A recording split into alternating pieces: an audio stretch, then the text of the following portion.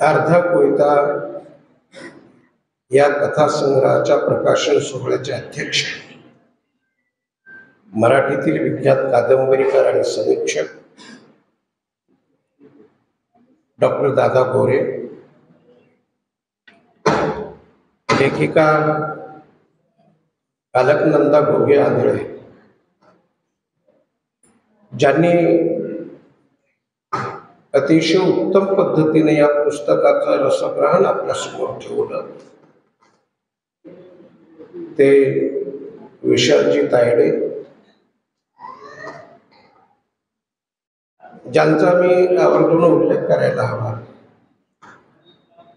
मराठवाडा साहित्य परिषदेचे कोषाध्यक्ष आदरणीय के सत्करे बापू, एका नव्या सांस्कृतिक चळवळीचे प्रणेते आमचे मित्र डॉक्टर महेश खरात, प्राचार्य रामकृष्ण दहीफळे, लेखिका ज्योती सोनवणे, आशा डांगे, मराठीतील अतिशय महत्वाचे असे कवी आणि कथाकार, ग्रामीण साहित्य विश्वातले उत्तम बावस्कर, प्राध्यापक शिवाजी हुसेन आणि उपस्थित बंधू भगिनींना मी प्रारंभिक सभागृहाची क्षमा मागतो की मला यायला उशीर झाला, त्यामुळे समारंभ सुरू व्हायला उशीर झाला. तसं मराठवाडा साहित्य परिषदेला उशिरा समारंभ सुरू होण्याची परंपरा काही नवीन आहे, पण तरीही शक्यतो मी वेळेवर येण्याचा प्रयत्न करत असतो. पण एका समारंभात इकडे येण्यापूर्वी एका मोठ्या माणसाचा सत्कार माझ्या हस्ते होता आणि तिथनं निघायला थोडासा उशीर झाला, म्हणून मी पुन्हा एकदा सभागृहाची मनापासून क्षमा मागतो, माफी मागतो. मी अलकनंदा घोगे आंधळे यांचं मनापासून अभिनंदन करतो की त्यांनी एक उत्तम असा कथासंग्रह मराठीच्या वाचकांना अर्पित केलेला आहे.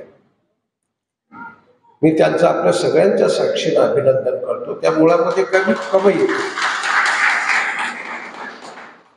अलीकडचं एकूणच वाङ्मयीन पर्यावरण जेव्हा पाहू आपण महाराष्ट्रातलं, तुमच्यापैकी काही जण लेखक आहेत, काही जण वाचक आहेत, त्यामुळे लेखकांना अधिक कळतं किंवा वाङ्मयीन पर्यावरण काय भानगड आहे. पण वाचक जी मंडळी आहे त्यांच्यासाठी हे सांगितलं पाहिजे की अलीकडच्या काळामध्ये जीवन काय झालं, अलीकडच्या काळामध्ये जीवन लक्ष्य असं वाङ्मय निर्माण होऊ लागलेलं आहे.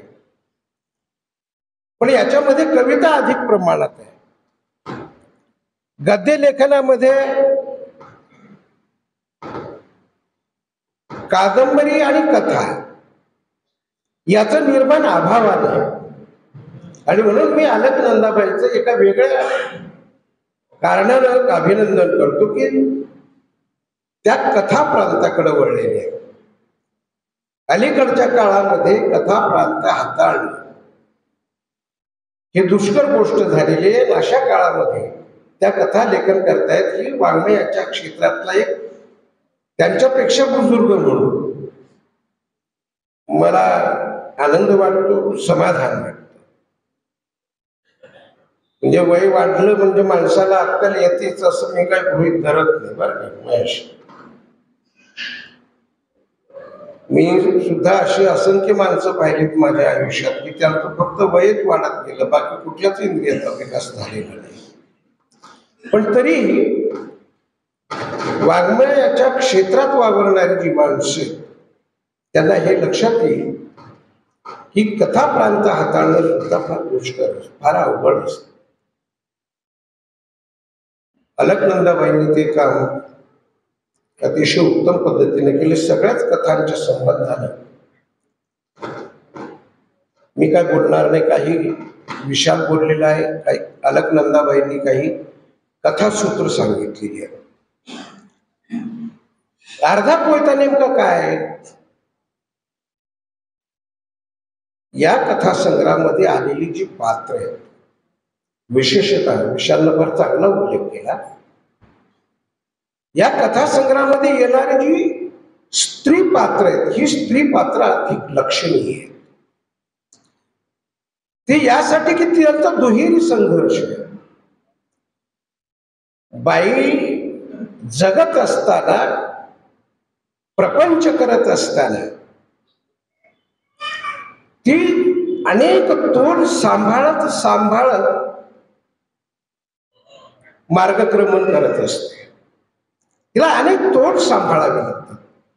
नवरा नावाचा प्राणी सांभाळावा लागतो, कुटुंबातली माणसं सांभाळावी लागतात, समाजातली माणसं सांभाळावी लागतात आणि समाजातल्या माणसांच्या नजरा सुद्धा पचवाव्या लागतात. काही सुष्ट असतात, काही दुष्ट असतात. अशा सगळ्या संवेदनांचा अतिशय उत्तम असा कशीदा हा अर्धा कवितामध्ये आपल्याला जाणवायला लागतो. म्हणजे अर्धा कवितातील ते शारदा असो की कांता असो, या सगळ्या ज्या स्त्री आहेत, म्हणजे दंश मधली शारदा असेल किंवा अर्धा कवितातली कांता असेल, ही एकीकडे आयुष्याशी संघर्ष करते आणि दुसरीकडं तिचं एक लढवय्य पण नवऱ्याला वाचवण्यासाठी असलेली शारदाची धडपड असेल किंवा स्वतःची इभ्रत शाबूत ठेवण्यासाठीची कांताची होणारी धडपड असेल, हे जे एक लढवय्यपण, हे लढवय्यपण अतिशय सतेज पद्धतीनं अलकनंदाची लेखणी प्रकट करते. अर्धा कवितामध्ये आलेली जी पुरुष पात्रे, ही पुरुष पात्र सुद्धा अतिशय महत्वाची आणि लक्षणीय. ती या अर्थाने की माणसाचे, म्हणून अलकनंदाबाई ज्या बोलल्या त्यांच्या मनोगतामध्ये की मी माणसं वाचली, माणसांचे जे जे स्वभाव आहेत, सुष्ट असतील, दुष्ट असतील, काबेबाज असतील, बगीच्यामध्ये येणारा सांपत्तिक स्थितीवरून होणारा जो संघर्ष, हा संघर्ष त्यांनी तर सांगितलं की ती घरचीच गोष्ट आहे, मामाच्याच बगीच्याची ती कथा आहे असं त्यांनी सांगितलं. पण यात येणारे जी सगळी पात्र आहेत, स्त्री पात्र असतील किंवा पुरुष पात्र असतील, व्यवहार आणि प्रपंच अशी दोन सूत्र समोर ठेवून ही कथा गुंफली गेलेली आहे. आपल्याला माहिती आहे की कुटुंबातले ताणतणाव, नातेसंबंधातले ताणतणाव कधी जगण्याच्या मार्गक्रमणेवरून होतात, तर कधी उत्पन्नाच्या वाटणीतून होतात. बगीचा ही कथा मानवी स्वभावाचं ठसठशीत दर्शन घडवणारी आहे. या कथासंग्रहात सांस्कृतिक काही पाळंमुळं आलेली आहेत, ती फार महत्वाची आहे. म्हणजे आपल्याकडं जुन्या काळापासून, म्हणजे माणूस जेव्हा आदिम काळापासून माणूस झाला तेव्हापासून त्याच्या मानवी प्रेरणा आणि प्रवृत्ती आहेत. फार विकास झालाय का? म्हणजे आदिम काळातल्या ज्या काही संवेदना असतील, इतिहासाची पानं जेव्हा आपण चाळायला लागतो तेव्हा आपल्या असं लक्षात येतं की इसवी सन पूर्व काळातला माणूस काय किंवा 21व्या शतकातला माणूस काय, त्याच्या भावभावनांचा विकास किती झाला आणि विध्वंस किती झाला, हे जेव्हा आपण अनुभवायला लागतो तेव्हा आपल्या असं लक्षात येतं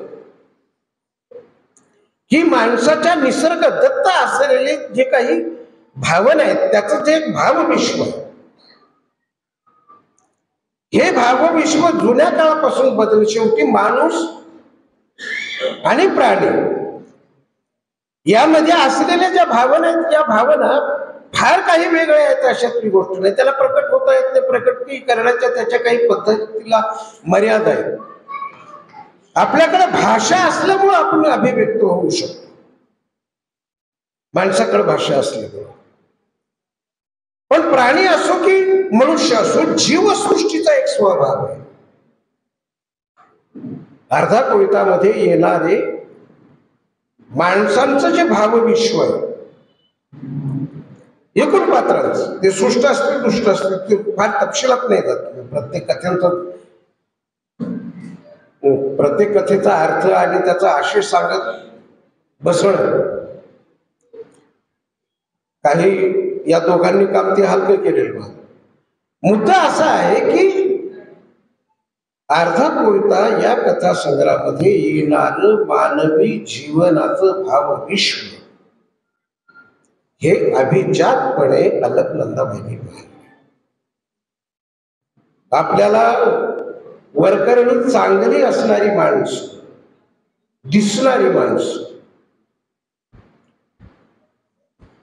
ही सुद्धा अनेकदा दुष्ट असल्याचा अनुभव येतो. यातल्या काही कथा त्या पद्धतीच्या आहेत. वरकरणी मला समाजशास्त्रातले एक विधान फार आवडतं. मी जेव्हा 11वीला होतो, 12वीला होतो, त्यावेळी आमच्या समाजशास्त्राचं त्या काळातल्या पुस्तकातलं पहिलं वाक्य होतं की मनुष्य हा समाजशील प्राणी आहे. म्हणून प्राण्याच्या ठायी असलेल्या ज्या भावना आहेत त्या सगळ्या भावना माणसाच्या ठायी आहेत. यातली जी सुसंस्कृतपणे वागणारी पात्र आहेत काही, ही कुटुंब असेल, समाज असेल, यांच्याकडं अतिशय सकारात्मक पद्धतीनं पाहणारी काही पात्र आहेत. वळई नावाची जी कथा आहे ही कथा तर या गोष्टी फार महत्वाची कथा आहे. म्हणून अभिजात मानवी प्रेरणा आणि प्रवृत्ती याचा बलिष्ठ आविष्कार आपल्याला अर्धा कोळितामध्ये प्रत्ययाला येतो. भाषेच्या बाबतीत विशाल बोललेला आहे. बोली भाषेचा चपखल, अचूक आणि अर्थपूर्ण असा वापर अलकनंदाबाईंनी संवादामध्ये केलेला आहे. आपल्याकडे मराठवाड्यात मराठीची बोली जरी म्हटली तरी जवळपास 22 प्रकारचे बोली प्रकार आहेत मराठवाड्यात. तुम्ही सीमावर्ती भागात जर गेला, आंध्र प्रदेश आणि कर्नाटक, अगदी लातूर पर्यंत, तिथली जी बोली आहे या बोलीवर कानडी आणि तेलुगू या भाषांचा संस्कार आहे, उच्चार संस्कार आहे. ज्या पट्ट्यातून अलकनंदाबाई आलेले आहेत, कदाचित बीड असेल, एकूण तुमच्या जालना, एकूण म्हणजे बदनापूर ते मंठा या पट्ट्यातली जी मराठी बोली आहे, मराठवाडी बोली आहे, ती मराठवाडी बोली सुद्धा वेगळ्या पद्धतीची आहे. म्हणजे आपल्याला इथं बोलणारा माणूस आणि भोकरदनला बोलणारा माणूस त्याची बोली वेगळी आहे. म्हणजे भोकरदन भागातला माणूस इथं घडले असं कधीच नाही म्हणणार, इथं घडलं. म्हणजे हातगावला तुम्ही जर गेला तर तिथली बोली वेगळी आहे, हिमायतनगरला गेला तिथली बोली वेगळी आहे, भोकरला गेला तर तिथली बोली वेगळी. कारण भोकरच्या धर्माबाद उमरी इकडच्या बोलीवर तेलुगू भाषेच्या उच्चार परंपरेचा संस्कार आहे. म्हणून अर्धा कविता हा कथासंग्रह बोली भाषेच्या दृष्टीनं तेवढाच वैशिष्ट्यपूर्ण आहे. मी अलकनंदाबाईचं वेगळ्या कारणासाठी परत अभिनंदन करतो. माणसं निरखावीत कशी आणि त्याच्या स्वभावाची तंतू त्या व्यक्तिमत्वाला सघन करण्यासाठी निरीक्षण कशी असावी याचा उत्तम नमुना आपल्याला या कथासंग्रहातल्या पात्रांच्या प्रकटीकरणातनं जाणवायला लागतो. मी आपल्या सगळ्यांच्या साक्षीनं एक वेगळा असा कथासंग्रह, खरं तर अलीकडच्या काळामध्ये कथालेखन अतिशय मंदावलेल्या काळात दिवाळी अंक जर सोडले तर अलीकडं कथा आपल्याला दिसत नाही. म्हणजे दिवाळी अंक कोणी एकेकाळी वर्तमानपत्रांच्या पुरवणे या कथा आणि कविता वैचारिक लेखन यांनी भरलेला असत. आज वर्तमानपत्र सुद्धा हे इतके रंजक पद्धतीनं चालतात की त्यांना मानवी संवेदनांशी काही देणं घेणं नाही. एकूण वर्तमानपत्र म्हणजे केवळ एक विशिष्ट वर्तमानपत्र बनवूनच नाही. ज्या वर्तमानपत्रात मी काम करत होतो त्या काळामध्ये समाज संस्कृतीचं आपण काही देणं लागतो हे लक्षात ठेवून त्या काळातल्या पुरवण्या आम्ही मंडित करत असतो. अलीकडच्या काळामध्ये कथालेखन हे मंदावलेलं आहे आणि अशा काळात अलकनंदा घुगे या आपली स्वतंत्र अशी मुद्रा घेऊन कथेच्या प्रांतात उभ्या राहतात याचं एक वेगळं समाधान माझ्यासारख्याला आहे. मी अलकनंदाबाईंचं मनापासून अभिनंदन करतो आणि कथेबरोबर तुम्ही जी माणसं वाचली आणि जी व्यक्तिचित्र बांधली त्याचा विकास करणारा दुसरा प्रांत म्हणजे कादंबरी आहे. या कथासंग्रहामध्ये अभावग्रस्ततेचा जो संघर्ष तुम्ही मांडलेला आहे तो फार प्रेरक स्वरूपाचा आहे. ऊसतोड कामगारांचं जे जगणं आहे त्याच्यावरच्या 4 कथा आहेत. या दंश ही जशी बळबळणारी कथा आहे तशी इतरही 3 कथा आहेत. ऊसतोड कामगार म्हणजे अभावग्रस्तता आणि सधनतेतून आलेली भांडवलशाहीची प्रवृत्ती ही या कथासंग्रहामध्ये ठसठशीतपणे व्यक्त झालेली आहे. भांडवलशाहीची एक प्रवृत्ती असते.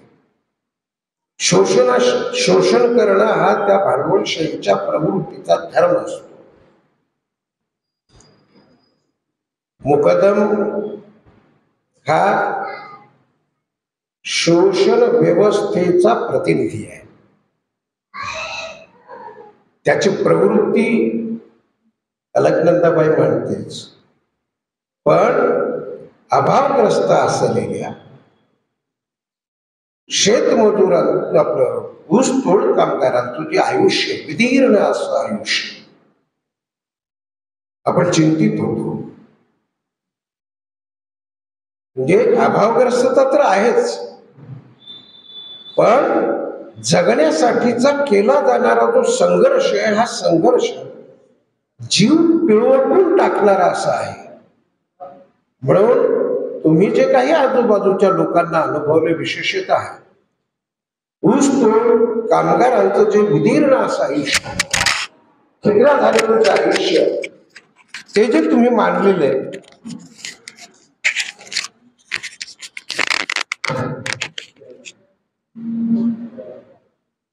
ते मात्र आपल्यातल्या सगळ्या मानवी प्रेरणा सतेज करणार आणि आपण माणूस आहोत याच्यासाठी आपलाही जीव पिळवटला गेला पाहिजे या संवेदनेतून जे काही आलेले हे फार महत्वाचं आहे. पुन्हा एकदा आपल्या सगळ्यांच्या साक्षीनं नंदाबाईचं मी अभिनंदन करतो. कथेच्या प्रांताबरोबर तुम्ही कादंबरीचा प्रांतही तेवढा समर्थपणे हाताळू शकाल असा एक विश्वास हा कथासंग्रह तुमचा आम्हाला देतो. मी तुमचं या कथासंग्रहाच्या निमित्तानं तर अभिनंदन करतो, पण पुढचा तुमचा प्रवास हा कादंबरीकडेही वळावा. बारीक जे काही स्वभाव तुम्ही मांडताय ना ते इतके तेजांकित आहेत, म्हणून माणसं वाचणाऱ्या लेखकांची संख्या वाढणं आवश्यक आहे आणि तुमच्या निमित्तानं ती संख्या वाढायला हवी अशी एक अभिलाषा, अशी एक कामना मी व्यक्त करतो. आपण मला शांतपणे ऐकून घेतलं त्याबद्दल आपल्या सगळ्यांची ऋण व्यक्त करतो आणि थांबतो. धन्यवाद.